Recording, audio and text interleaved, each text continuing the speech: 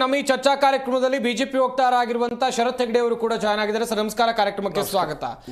ಈಗಾಗಲೇ ವರ್ಗಾವಣೆ ದಂಧೆ ನಡೀತಾ ಇದೆ ಅಂತ ಹೇಳಿ ನೀವು ಸರ್ಕಾರದ ವಿರುದ್ಧ ಆರೋಪವನ್ನ ಮಾಡಿದ್ರಿ. ದೊಡ್ಡ ಮಟ್ಟದಲ್ಲಿ ಹೋರಾಟ ಕೂಡ ಕಳೆದ ವರ್ಷ ಆಗಿತ್ತು. ಈಗ ಅದಕ್ಕೆ ಸಂಬಂಧಿಸಿದಂತೆ ಒಂದು ಲೆಟರ್ DCM DK ಶಿವಕುಮಾರ್ ಅವರು CSಗೆ ಬರೆದಿದ್ದಾರೆ ಎನ್ನಲಾದಂತ ಒಂದು ಲೆಟರ್ ಕೂಡ ದೊಡ್ಡ ಮಟ್ಟದಲ್ಲಿ ಸಂಚಲನಕ್ಕೆ ಕಾರಣವಾಗ್ತಾ ಇದೆ. ನಿಜಾನ ಸರ್ ದಂಧೆ ನಡೀತಾ ಇರೋದು? ನೋಡ್ರಿ, ಇಲ್ಲಿ ಈ ಆಡಳಿತಾರೂಢ ಕಾಂಗ್ರೆಸ್ ಪಕ್ಷ ಏನಿದೆಯಲ್ಲ, ಇದೊಂದು ಲಜ್ಜೆಗೆಟ್ಟ ಸರ್ಕಾರ ಅಂತ ಹೇಳ್ತೀನಿ ನಾನು. ಓಕೆ, ಇವ್ರಿಗೆ ಯಾವುದು ನೈತಿಕತೆ ಇದೆ? ಇವತ್ತಿನ ಸಂದರ್ಭದಲ್ಲಿ ಇವರು ಒಬ್ಬೊಬ್ಬರು ಅಧಿಕಾರಿಗಳ ಟ್ರಾನ್ಸ್ಫರಿಗಳಿಗೋಸ್ಕರ ಕಿತ್ತಾಟ ಮಾಡ್ತಾ ಇದ್ದಾರಲ್ವಾ. ಒಂದು ಒಂದು ಒಂದು ಜವಾಬ್ದಾರಿಯುತವಾಗಿ ಇರ್ತಕ್ಕಂಥ ಒಂದು ಜನರು ನಿಮಗೆ ಏನೋ ಅಭಿವೃದ್ಧಿ ಮಾಡ್ತಾರೆ, ಏನೋ ಮುಂದಿನ ದಿನಗಳಲ್ಲಿ ನಮ್ಗೆ ಒಳ್ಳೇದಾಗತ್ತೆ ಅಂತ ಹೇಳಿ ಆರಿಸ್ತಂದಿದ್ದಾರಲ್ಲ, ಅವ್ರ ಕಣ್ಣಿಗೆ ಮಣ್ಣೆರ್ಚಿದ್ದೀರಾ ನೀವು? ಏನು ಅಭಿವೃದ್ಧಿ ಮಾಡಿದಿರಿ ಇವತ್ತಿನವರೆಗೆ? 1 ಕಿಲೋಮೀಟರ್ ರೋಡ್ ಆಗಿಲ್ರಿ ಸ್ವಾಮಿ. ಒಂದೇ 1 ಕಿಲೋಮೀಟರ್ ರೋಡ್ ಮಾಡ್ಲಿಕ್ಕಾಗಿಲ್ಲ ನಿಮ್ಮ ಯೋಗ್ಯತೆಗೆ. ಇಬ್ಬರು ಕಚ್ಚಾಟದಲ್ಲಿ ಜನರು ಇವತ್ತಿನ ದಿವಸ ಅವರು ಬಲಿಪಶು ಆಗ್ತಾ ಇದ್ದಾರೆ. ನೋಡಿ, ನೀವು ಯಾವುದನ್ನ ನೀವು ಸಮರ್ಥವಾಗಿ ನಿಭಾಯಿಸಿದ್ದೀರಾ? ಒಂದು ಮೇಕೆದಾಟು ಅಂತೇಳಿ ಪಾದಯಾತ್ರೆ ಮಾಡಿದ್ರಿ, ಎಲ್ಲಿಗೋಯ್ತು ಮೇಕೆದಾಟು? ಎಲ್ಲೋಯ್ತು ಸ್ವಾಮಿ? ಇವತ್ತು ಕಾಂಗ್ರೆಸ್ ವಕ್ತಾರರು ಗೈರಿದ್ದಾರೆ. ನಾನು ನಿಮ್ಮ ವಾಹಿನಿ ಮುಖಾಂತರ ಅವರ ವಕ್ತಾರರಿಗೆ ಮತ್ತೆ ಏನು ಅವರ ನಾಯಕರುಗಳಿಗೆ ಕೇಳ್ತೀನಿ, ಎಲ್ಲೋಯ್ತು ಮೇಕೆದಾಟು? ನಾವು ಮಾಡೋ ಎತ್ತಿನೊಳೆ ಯೋಜನೆಗೆ ನೀವು ಅದಕ್ಕೆ ಪೋಸ್ಟರ್ ಅಂಟಿಸ್ಕೊಂಡು ನಾವು ಮಾಡಿದೀವಿ ಅಂತ ಹೇಳ್ತೀರಾ. ಪ್ರತಿಯೊಂದನ್ನು ಹಿಂದೆ ಮೋದಿಜಿ ಅವ್ರು ಕೊಟ್ಟಂತ ಅಕ್ಕಿಯನ್ನ ಕೊಟ್ಕೊಂಡು ನಾವು ಕೊಟ್ಟಿದೀವಿ ಅಂತ ಹೇಳ್ತೀರಾ. ಪ್ರತಿಯೊಂದರಲ್ಲೂ ನೀವು ಪೋಸ್ಟರ್ ರಾಜಕೀಯ.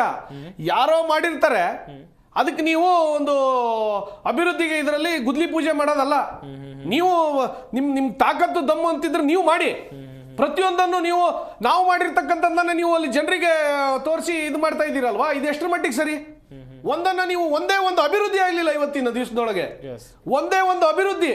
ಇವ್ರಿವ್ರ ಪಟಾಲಮ್ಮು, ಇವ್ರಿವ್ರ ರಾಜಕೀಯ ಇದಕ್ಕೋಸ್ಕರ ನೀವು ಜನರು ಇವತ್ತಿನ ಬಲಿಪಶು ಮಾಡ್ತಾ ಇದ್ದಾರ.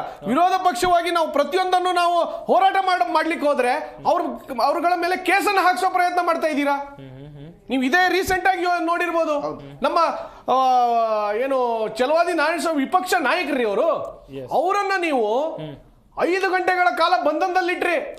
ಕಲಬುರಗಿ ಒಳಗೆ, ಚಿತ್ತಾಪುರದಲ್ಲಿ ಯಾವ ಫಂಕ್ಷನ್ ಪಕ್ಷದ ನಿಮಿತ್ತವಾಗಿ ಒಂದು ಪ್ರೋಗ್ರಾಮಿಗೆ ಹೋದಂತ ಸಂದರ್ಭದಲ್ಲಿ 5 ಗಂಟೆಗಳ ಕಾಲ ನೀವು ಬಂಧನದಲ್ಲಿಟ್ರಿ.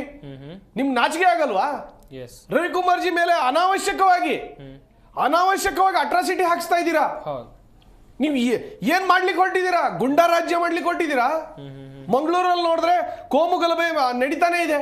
ಅದಕ್ಕೆ ಯಾವುದೇ ವ್ಯಾಪಕವಾಗಿ ನಡೀತಾ ಇದೆ. ಅದಕ್ಕೆ ಯಾವುದೇ ರೀತಿಯಾಗಿ ಕ್ರಮ ತೆಗೆದುಕೊಂಡಿಲ್ಲ.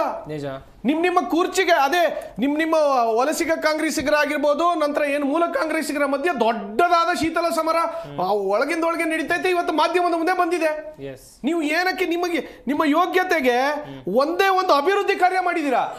ಸ್ವತಃ ನಿಮ್ಮ ಮಲ್ಲಿಕಾರ್ಜುನ್ ಖರ್ಗೆ ಅವರೇ ಒಂದು ಹಿಡಿ ಮಣ್ಣು ಹಾಕೋ ಯೋಗ್ಯತೆ ಇಲ್ಲ ಅಂತೇಳಿ ಚೀಮಾರಿ ಹಾಕಿದ್ದಾರೆ ನಿಮ್ಮ ಸ್ವಪಕ್ಷೀಯರೇ. ನಿಮ್ಗೆ ಯಾ ನೈತಿಕತೆ ಇದೆ? ಒಂದೇ 1 ಕಿಲೋಮೀಟರ್ ರೋಡ್ ಮಾಡ್ಲಿಕ್ಕೆ ಆಗ್ಲಿಲ್ಲ. ಒಳಚರಂಡಿ ವ್ಯವಸ್ಥೆ ಸರಿಯಾಗಿಲ್ಲ. ನೀರು ಯಾಕ್ರಿ ಅಲ್ಲಿ ನೀವು ಆ ಒಂದು ಟ್ರಾನ್ಸ್ಫರ್ ಗುದ್ದಾಟದಲ್ಲಿ ನೀವು ಕಿತ್ತಾಡ್ತಾ ಇದ್ದೀರಾ? ಒಳಚರಂಡಿ ವ್ಯವಸ್ಥೆ ಸರಿಯಾಗಿಲ್ಲ.